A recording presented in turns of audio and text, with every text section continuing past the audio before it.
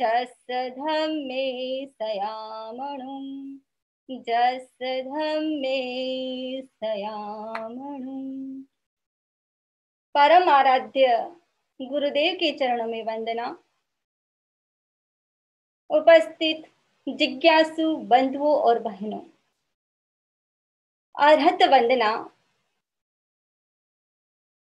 अर्हत वंदना का जो हम अर्थ कर रहे थे वह अर्थ पर्युषण महापर्व आने से बीच में थोड़ा सा हमारा गैप हो गया, तो आज वापिस हम अर्हत वंदना का अर्थ शुरू करने जा रहे हैं। तो हमने 10 सूत्र तक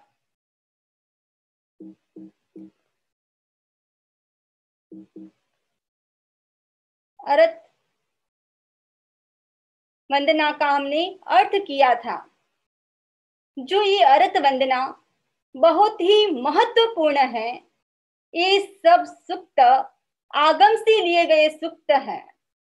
ये अर्हत वंदना हमको कैसे करनी चाहिए? ये अर्हत वंदना भी हमको भाव विभोर होकर अर्हत वंदना करनी चाहिए।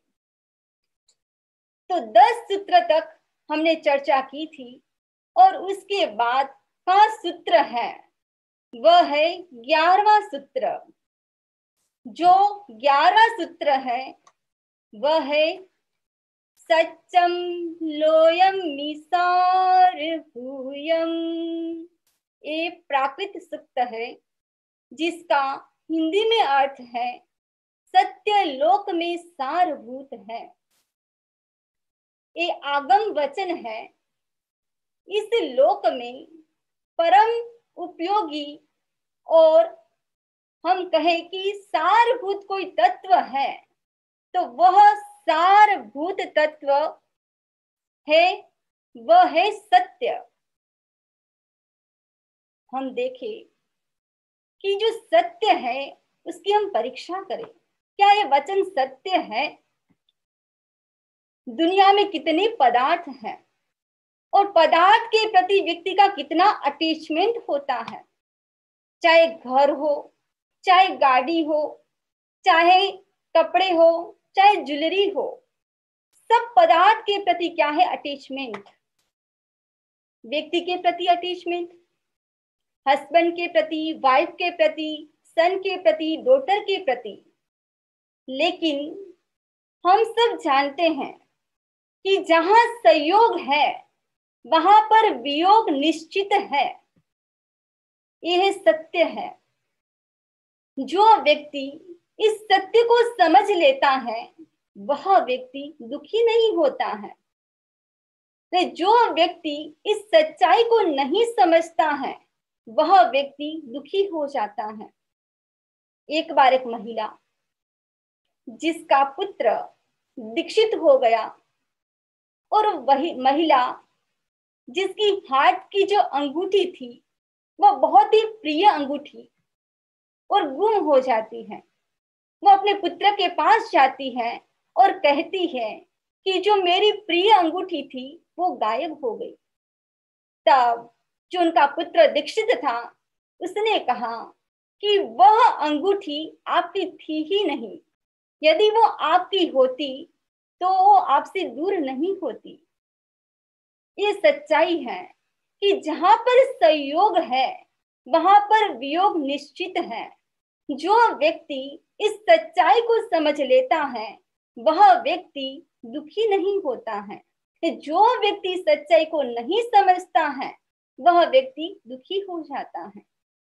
एक भाई और जिनका सन लगभग 24-25 साल का, जिसकी डेथ हो गई, एक भाई ने कहा कि तुम्हारा पुत्र चला गया और तुम्हारी आंखों में आंसू नहीं है। तब उस भाई ने क्या उत्तर दिया?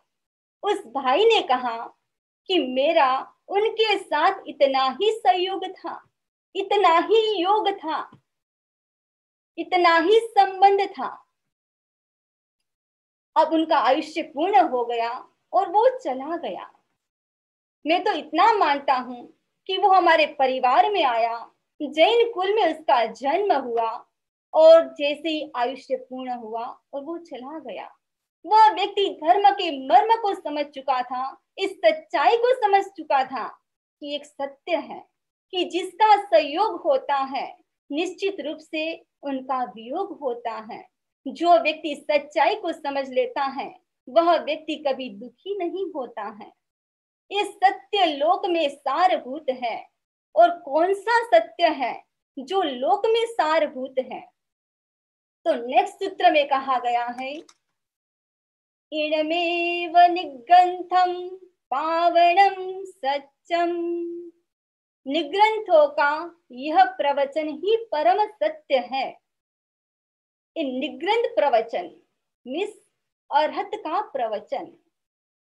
जब तक राग और द्वेष की ग्रंथि है तब तक व्यक्ति निग्रंथ नहीं कहलाता है। जब राग और द्वेष की ग्रंथि मिट जाती है तब वह निग्रंथ बन जाता है। जो व्यक्ति ग्रंथि को तोड़ देता है वह अरहत बन जाता है।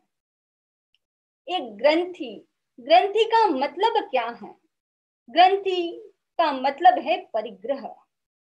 जो निग्रंथ होता है वह दोनों प्रकार के परिग्रह से मुक्त रहता है, चाहे भीतरी परिग्रह हो चाहे बाहर का परिग्रह हो। बाहर का परिग्रह बहुत सारे पुद्गल है, वो क्या है? वो है बाहर का परिग्रह। ये एक प्रकार का अटैचमेंट है, तब वो परिग्रह कहलाता है। एक भीतर का परिग्रह होता है, वो है क्रोध, मान, माया, लोभ, राग, द्वेष। जो इनसे दूर है वो है निग्रंथ कहलाता है। निग्रंथ की हम दूसरी परिभाषा करें तो निग्रंथ का अर्थ है जिन शासन। इसके प्रति हमारी श्रद्धा कैसी होनी चाहिए? प्राणवान होनी चाहिए। ये जो शब्द है, इस शब्द तो कैसे है? जड़ है, लेकिन शब्द के जो अर्थ होते हैं वो बहुत ही महत्वपूर्ण होते हैं। उसमें सार भरा हुआ होता है। यदि कोई व्यक्ति इंग्लिश को नहीं जानता है तो उसके सामने यदि व्यक्ति 100 गाली भी दे तो कोई फर्क नहीं पड़ता है। अर्थ के आधार पर शब्द का मन के ऊपर प्रभाव पड़ता है। इनमेव निग्रंथम पावनम सत्यम। ये जो निग्रंथ का यह प्रवचन ही परम सत्य है, यानी जो वितराग का प्रवचन है वही सत्य है। जो ग्रंथि मुक्त आत्मा का प्रवचन है वही सत्य है। जो व्यक्ति इस सूत्र की बार बार अनुप्रेक्षा करता है वह व्यक्ति अपने सम्यक्त्व को पुष्ट रख सकता है।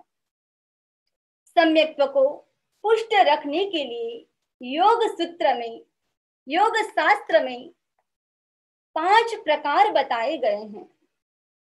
स्थैर्यं प्रभावना भक्ति कौशलम जिन शासने तीर्थ सेवा च पंचास्य भूषणानि प्रचक्षते। 5 प्रकार की सम्यक्त्व के भूषण बताए गए हैं। व्यक्ति अपने शरीर को सुशोभित करने के लिए आभूषण को पहनता है। जो साधु होता है वो निराभूषण से रहित है, फिर भी साधु सुशोभित होता है। बाहर के आभूषण का इतना महत्व नहीं है क्योंकि वो तो टेम्पररी है। व्यक्ति अपने कान को कुंडल से, रिंग से उसको सुशोभित करने का प्रयत्न नहीं करे। किससे प्रयत्न करे? व्यक्ति जिन वाणी को सुनकर कान को सुशोभित करे। हाथ को कंगन के द्वारा सुशोभित नहीं करे, व्यक्ति हाथ को दान देकर सुशोभित करे। शरीर को चंदन के द्वारा सुशोभित नहीं करे, व्यक्ति शरीर को किसी को दुख देकर नहीं, किसी के सामने समस्या लेकर खड़ा नहीं हो, दूसरों का दुख दूर करे, दूसरों की जो समस्या है उसको दूर करने का प्रयास करे। हमारे जीवन में जितना शरीर का महत्व है उतना ही अध्यात्म में सम्यक्त्व का महत्व है। सम्यक्त्व के 5 भूषण बताए गए हैं। उसमें सबसे पहला भूषण है स्थैर्य। स्थैर्य का मतलब क्या है? स्थैर्य का मतलब है धर्म में स्थिर रहना। धर्म में स्थिर रहना और दूसरों को भी धर्म में स्थिर रखने का प्रयास करना। व्यक्ति धर्म के प्रति स्थिरता रखे, दृढ़ता रखे। उसका एक एग्जाम्पल आगम के अंदर मिलता है। अरण्यक, वो श्रावक था, धर्म के प्रति अटूट आस्था, धर्म ही उसके लिए सब कुछ था। एक बार बिजनेस करने के लिए समुद्र में वह बोट में यात्रा कर रहा था और जैसे ही बोट बीच में पहुंचती है और जैसे ही बीच में पहुंची तब एक देव उपस्थित होता है और देव ने अपना एक विकराल रूप बनाया और अरण्यक को कहा कि तुम अपने धर्म को छोड़ दो। अरण्यक एकदम आश्चर्यचकित हो गया, सोचने लगा कि धर्म को कोई भी छोड़ने की वस्तु है? धर्म को कोई व्यक्ति छोड़ सकता है? धर्म तो मेरे से अभिन्न है, भिन्न नहीं है। तब देव ने कहा कि कुछ भी हो, यदि आपने धर्म को नहीं छोड़ा तो जो आपकी बोट है उसको मैं क्या करूंगा? समुद्र के अंदर डुबो दूंगा। अब उनके साथ में जो साथी थे और साथी भी कहने लगे कि हम तो धर्म को छोड़ने के लिए तैयार हैं, आप हमको शरण दे।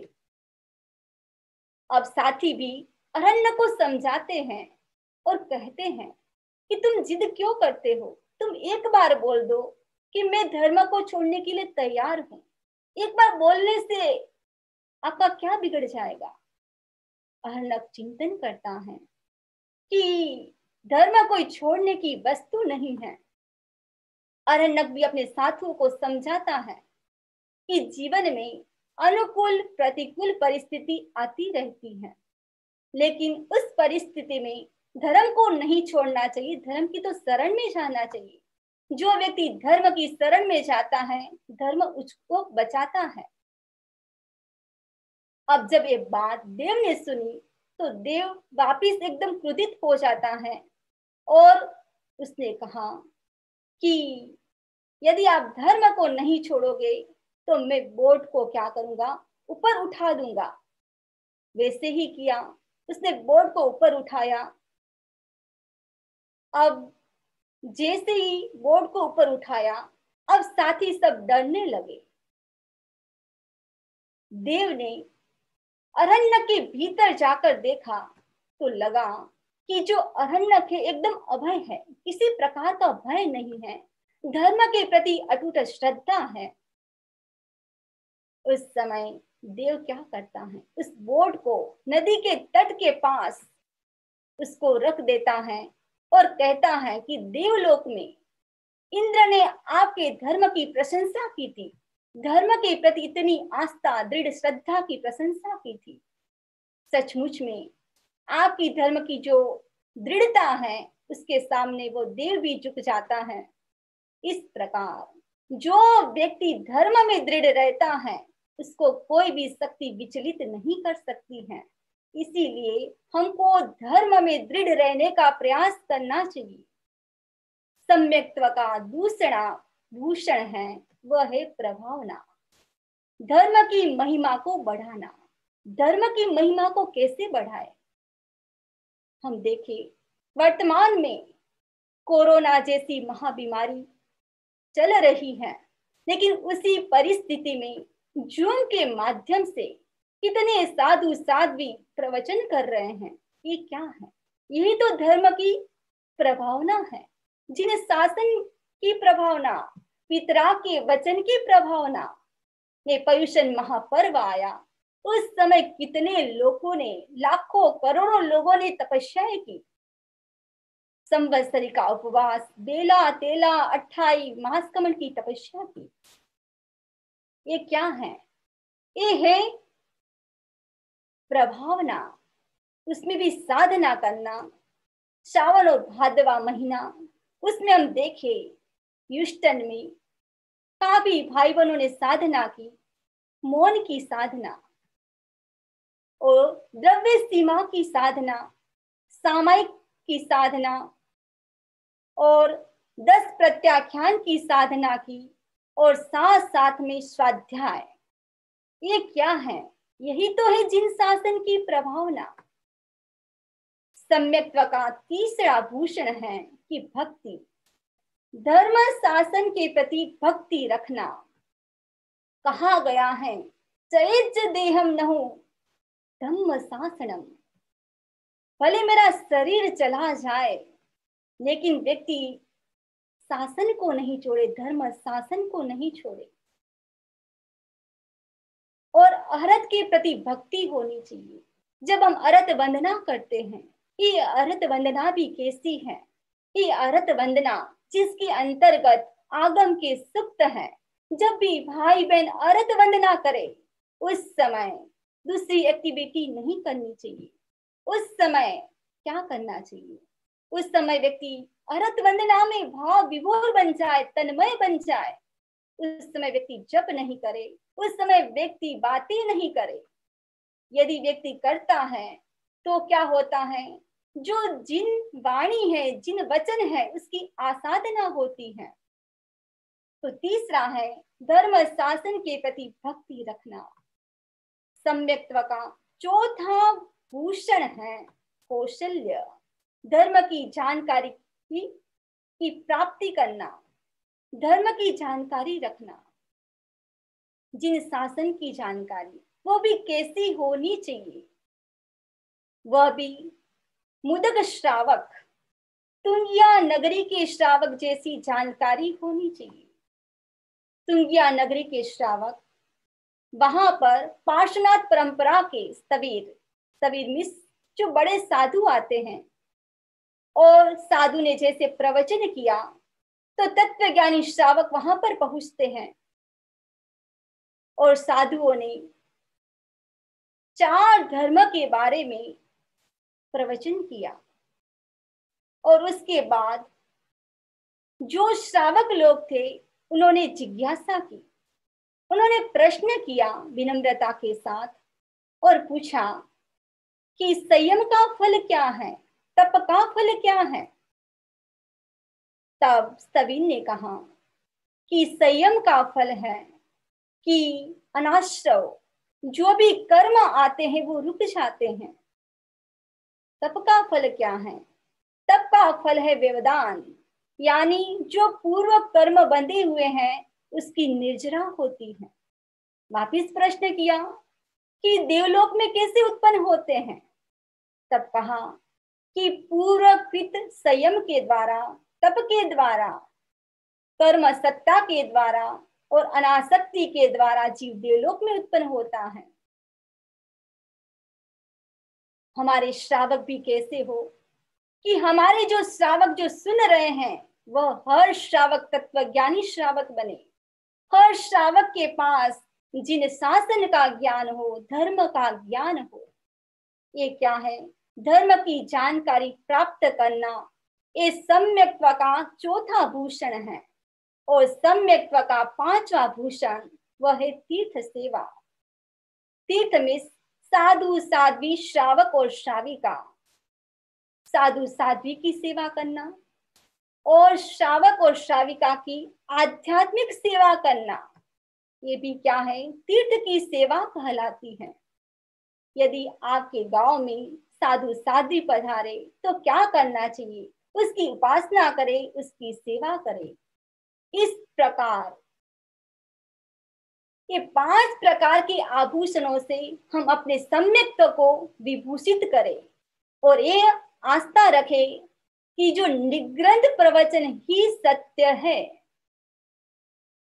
तो नेक्स्ट हमारा सूत्र है उठिए नो पमाइए। इसका मतलब है कि जाग गए हो, अब मत करना कभी प्रमाद। जो व्यक्ति सोया है वह व्यक्ति तो प्रमाद कर सकता है क्योंकि वो निद्रा में है, पर उठने के बाद व्यक्ति को क्या नहीं करना चाहिए? उठने के बाद व्यक्ति को प्रमाद नहीं करना चाहिए। काफी भाई बहन ऐसे होते हैं कि उठ तो जाते हैं, फिर भी बिस्तर में से उठने में 1 घंटा लगा देते हैं। ये क्या है? ये प्रमाद है। इसीलिए व्यक्ति जब नींद से उठे उस समय तुरंत जागृत हो जाए, बिस्तर के ऊपर बैठ जाए। सबसे पहले हमारी जो जैन प्रेयर है उसको करे। सोए तब 7 बार नवकार मंत्र बोले, 7 प्रकार के भय से मुक्त होने के लिए। ने जब उठे तब 8 बार नमस्कार महामंत्र बोले, 8 प्रकार के कर्म को नष्ट करने के लिए। एक बहुत अच्छा एक मंत्र है, सिद्ध किया हुआ मंत्र है। उसको भी कितनी बार बोलना है? इस मंत्र को भी 9 बार बोलना है। ओम नमो अर्हंताणम बुद्धाणम बोयाणम स्वाहा। इस मंत्र को 9 बार बोलते हुए अपने हाथ को मुंह के ऊपर फेरे और उसके बाद आपका जो भी स्वर चल रहा है, राइट और लेफ्ट, जो भी स्वर चल रहा है, उसी पैर को आपको बिस्तर से नीचे रखना है। ईश्वर विज्ञान है, इससे भी बहुत सारे फायदे होते हैं। और दूसरी बात है कि व्यक्ति प्रमाद नहीं करे। व्यक्ति बिस्तर से उठे तब गुरु को वंदना करे, सिमंदर भगवान को वंदना करे। सिमंदर भगवान जो ईशान कोण में है, जिसके पास केवल ज्ञान है, वो हमारी वंदना को साक्षात देख सकते हैं। तो हम सिमंदर भगवान को वंदना करें। ने जब उठे तब व्यक्ति संकल्प करे कि मैं स्वस्थ हूँ, मैं मस्त हूँ, मैं प्रसन्न हूँ। इस सूत्र को भी व्यक्ति 9 बार दोहराए। यदि व्यक्ति पॉजिटिव वाइब्रेशन के साथ उठता है तो उसका पूरा दिन अच्छा जाता है। इसीलिए कहा गया है, उठिए नो पमाए। नेक्स्ट हमारा सूत्र है, सव्वतो पमतस्य भयम, सव्वतो अपमत्तस्य नत्थि भयम। इसका मतलब है कि जो प्रमत्त है उसको सभी ओर से भय है, अप्रमत्त को किसी ओर से भय न सताता। जो व्यक्ति प्रमाद करता है, जो व्यक्ति गलती करता है, उसको तो भय लगता है। पर बहुत ऐसे व्यक्ति कम मिलते हैं जिन्होंने अपने जीवन में कभी गलती नहीं की हो। महान पुरुष का जीवन हम छोड़ दे, हम देखे भगवान ऋषभ को, उनका साधना का काल कितना रहा? उनका साधना का काल रहा 1000 वर्ष का। ने उसके अंतर्गत कितना प्रमाद किया? एक दिन रात का प्रमाद, और हमेशा अप्रमत्त का जीवन जिया। भगवान महावीर का साधना काल 12.5 वर्ष का रहा, और उसमें भी एक मुहूर्त 48 मिनट का प्रमाद, वो भी कंटिन्यू नहीं, कभी 2 सेकंड, कभी 1 मिनट का प्रमाद। तो काउंट करे 12.5 वर्ष में खाली एक मुहूर्त का प्रमाद किया। तो हमको क्या करना है कि हमको प्रमाद से दूर रहना है। गलती होना स्वाभाविक है, गलती किसी से भी हो सकती है, लेकिन जो गलती हो गई है उसके लिए व्यक्ति क्या करे? प्रायश्चित करे। भविष्य में जिस प्रकार की गलती हो गई है उस प्रकार की गलती वापिस नहीं हो, ऐसा संकल्प करे। ये प्रमाद क्या है? ये प्रमाद ये तो ये है कि व्यक्ति को गुस्सा आ जाता है, इतना भयंकर गुस्सा जो व्यक्ति को नहीं करना चाहिए वो कार्य कर लेता है। ये प्रमाद है। इस प्रकार के प्रमाद से व्यक्ति को दूर रहना चाहिए। ऐसी ऐसी घटनाएं सुनने को मिलती है कि गुस्से में आकर, एक घटना भी कोई गलत नहीं है, सही घटना, सुनी हुई घटना है, कभी कभी हस्बैंड और वाइफ का नहीं बनता है तो क्या करते हैं कि हस्बैंड अपनी वाइफ की पेट के अंदर चूल्हा घोंप देता है। जब भाई भाई का नहीं बनता है तो भी ऐसी सिचुएशन बन जाती है कि वह एक भाई दूसरे भाई का दुश्मन बन जाता है, उसको मारने के लिए तैयार बन जाता है। ये क्या है? ये प्रकार का एक प्रमाद है। इस व्यक्ति इस प्रकार की जो प्रमाद है, क्रोध, मान, माया, लोभ, इस प्रकार के प्रमाद से व्यक्ति हमेशा दूर रहने का प्रयास करे। एक बार एक सन्यासी भगवान के स्मरण में लीन था और उसी समय कोई राजा अचानक वहां से पसार होते हैं और राजा ने सन्यासी से कहा कि अभी तो नींद का समय है और आप अभी जाग रहे हो। क्या किसी शत्रु का आपको डर लग रहा है? क्या पुलिस की व्यवस्था की जाए?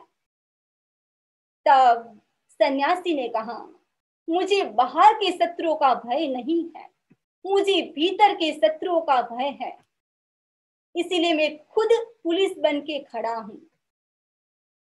जो बाहर के शत्रु है, क्रोध, मान, माया, लोभ, राग, द्वेष, यानी जो प्रमाद, मुझे प्रमाद का जीवन नहीं जीना है, मुझे अप्रमाद का जीवन जीना है। इसीलिए मैं हर क्षण क्या करता हूँ, भगवान के स्मरण में लीन रहता हूँ। व्यक्ति साधना करता है और साधना के दौरान व्यक्ति प्रमत्त भी रहता है और अप्रमत्त भी रहता है। व्यक्ति का ऐसा लक्ष्य बनाए कि व्यक्ति अंधकार से प्रकाश की ओर जाए, असत्य से सत्य की ओर जाए, व्यक्ति मृत्यु से व्यक्ति अमरत्व की ओर जाए। जब व्यक्ति के जीवन में ये सब होता है, व्यक्ति के जो अंधकार है, असत्य है, तो व्यक्ति वितरागता की ओर नहीं बढ़ सकता है। यदि व्यक्ति अप्रमत्त का जीवन जीता है, तब व्यक्ति वितरागता की ओर प्रस्थान कर सकता है। हमने अर्हत वंदना के 14 सूत्रों के बारे में हमने चर्चा की। हर सूत्र अपने आप में महत्वपूर्ण है। हर भाई बहन एक एक सूत्र के बारे में चिंतन करे। यदि व्यक्ति एक सूत्र के बारे में भी अच्छे से चिंतन करता है, तो निश्चित रूप से व्यक्ति का जो जीवन है वो बदल सकता है। तो व्यक्ति हर सूत्र के बारे में अनुप्रेक्षा करे और अनुप्रेक्षा करते करते व्यक्ति अपने जीवन को अच्छा बना सकता है, पवित्र बना सकता है। इसी भावना के साथ ओम अरहम, ओम अरहम, ओम अरहम। अब हमारी प्रेयर का समय हो रहा है।